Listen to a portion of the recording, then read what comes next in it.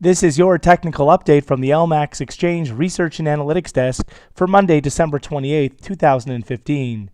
Euro dollar. So the euro remains locked within a consolidation between key levels at 110.60 above and 107.96 below. A break on either side is now required for clearer directional insight, with a pushback above 110.60 to extend the correction off that 105.20 December low, and while a break back below 107.96 would confirm a lower top at 110.60 or strengthen the outlook for a lower top at 110.60 and accelerate declines back towards the December base, which guards against more critical support in the form of the March multi-year low at 104.60 further down.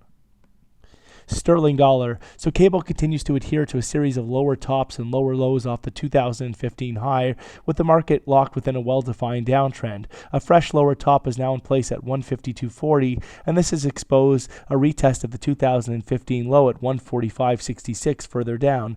As such, look for any rallies to be very well capped from here ahead of 152.40, with only a breakback above that level to compromise the bearish outlook for sterling dollar.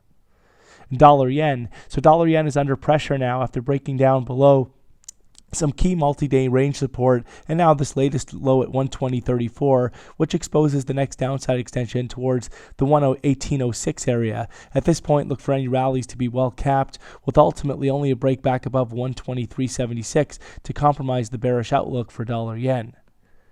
Euro Swiss. So not much going on with Euro Swiss as the market continues to be confined to a multi-day, multi-week, and even multi-month consolidation, though given the lows that we saw earlier in January, the recovery outlook remains intact, and the market is favored to break higher back above the September peak at 110.50 and towards the 115 area further up. Ultimately, only back below 107.15 would compromise this constructive outlook for Euro Swiss. Aussie dollar. So although we've seen the market trade within a consolidation over the past several weeks and bid up in recent days, rallies continue to be very well capped here ahead of 74, with a longer term downtrend well intact. As such, only a break back above 74 would compromise the current downtrend, while looking for a bearish resumption would be the more favored scenario in favor of the next downside extension back towards the recent multi-year lows from August, just ahead of 69. Dollar CAD. So dollar CAD has seen a bit of relief off those recent 11-year highs. It's just above 140, and the market could see additional setbacks to allow for technical studies to continue to unwind, though the overall structure continues to favor additional upside, with the market locked within a well-defined uptrend.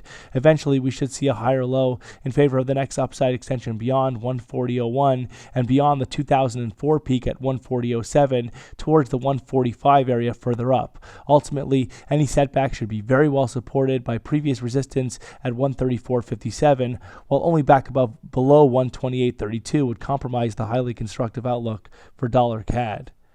Kiwi dollar. So Kiwi is now trading up into some key resistance in the form of a medium-term resistance around the 6,900 area, and ultimately only back above this level would compromise the current downside structure and put pressure back on the top side. Until then, look for rallies to continue to stall out towards 69 in favor of resumption of the broader downtrend, and only again back above 69 would compromise this bearish outlook.